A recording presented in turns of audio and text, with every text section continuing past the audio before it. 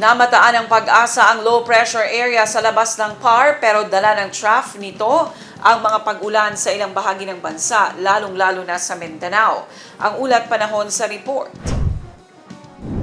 Sa weather bulletin mula sa pag-asa, makikita sa ating IU Weather Center as of 5 a.m. namataan ng low pressure area 1,470 kilometers east ng northeastern Mindanao.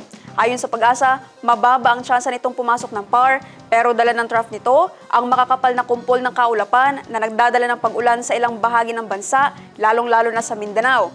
Patuloy naman ang epekto ng northeast monsoon na nagdadala rin ng pag-ulan sa malaking bahagi ng Luzon. At para naman sa magiging lagay ng ating panahon bukas, sa Cotabato City, maglalaro ang agwat ng temperatura sa 23 to 29 degrees Celsius at nasa 30% ang chance of rain. Sa Maguindanao, papalo ang agwat ng temperatura sa 22 to 29 degrees Celsius at nasa 40% ang chance ng pagulan. Sa Cotabato Province, maglalaro sa 22 to 28 degrees Celsius ang agwat ng temperatura at 30% ang chance ng ulan. 24 to 32 degrees Celsius naman ang magiging agwat ng temperatura sa Davao City bukas at 60% ang chance of rain.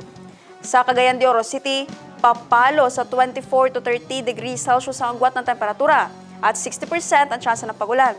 24 to 32 degrees Celsius naman ang magiging agwat ng temperatura sa Zamboanga City bukas at 60% ang chance ng ulan. Ang Lanao del Norte ay papalo bukas sa 22 to 26 degrees Celsius ang agwat ng temperatura at 60% ang chance ng pagulan.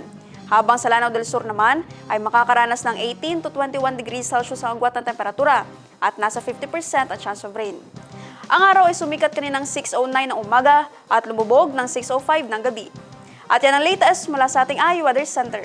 Naphtali Velarde, iMinds, Philippines.